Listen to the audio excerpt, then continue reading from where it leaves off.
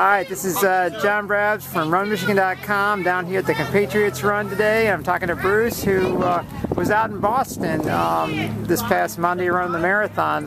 Can you describe, I guess, maybe before what was happening and then, after how it went? This is my 14th Boston, so it's, the weather's always a concern, and, with the number of other factors, how well you train, that kind of thing. And this time just seemed like the perfect trip. The weather was so much nicer than it was last year when it was 90 degrees.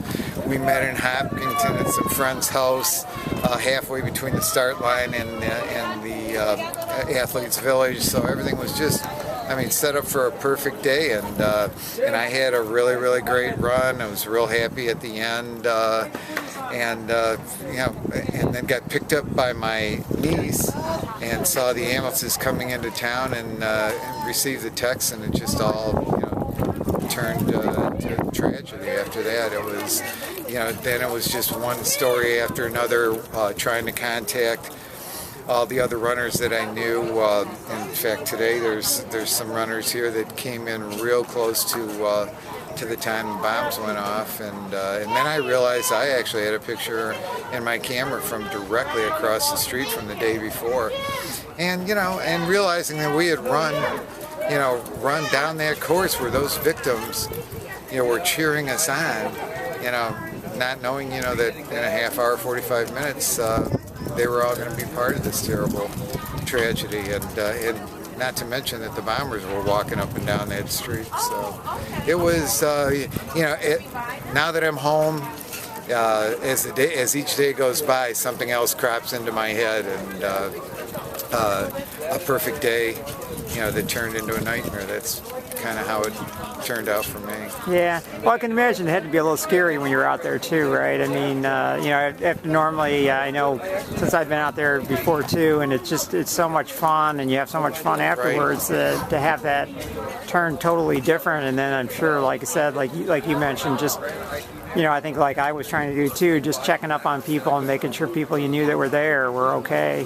Yeah, I was hearing stuff, through text messages because I was in the backseat of a car, being driven out of town basically for the evening, and I'm seeing stuff on text, and I'm thinking this must be a mistake. It can't, come on, it must be some sort of, goofy explosion that there must be an explanation for, but because I wasn't seeing anything, on TV or anything, but it was, pretty clear once you saw it that there was definitely trouble. So. Yeah, and how good does it feel to be out today, be out here running with a bunch of people? Feels great, and, we have spread the word. I've wore my gear, everywhere since I've been back home, and it's amazing the outpouring from the community. If I go to Kroger or a fruit market or wherever I go, people just walk up to me and, with genuine concern in their eyes, want to know how I am and want to know what I saw, and like I was telling people, next year is just going to be amazing. I mean, the way this is going to draw the running community together, I think it's already probably around the world right now. Everybody's intensified their training to try and make sure they get there, and even even a lot of people who normally qualify for Boston every year but don't make the trip. I've seen a lot of people commit to next year already, so it'll be interesting next year. It'll be a heck of a show. So. Yeah. Well, like I said, I'm glad to know you're okay, and and like I said, bummed that it, I guess wasn't a great day out there afterwards, but it's definitely, like I said, I appreciate you taking the time today to talk, and glad to see you out here, and it's good to see people are out here, I think, pulling together. And special thanks to Matt for putting this together. I think it shows what we're made of in the running community. So. Yes, I agree. So, all right, thank you, Bruce. Okay, thanks.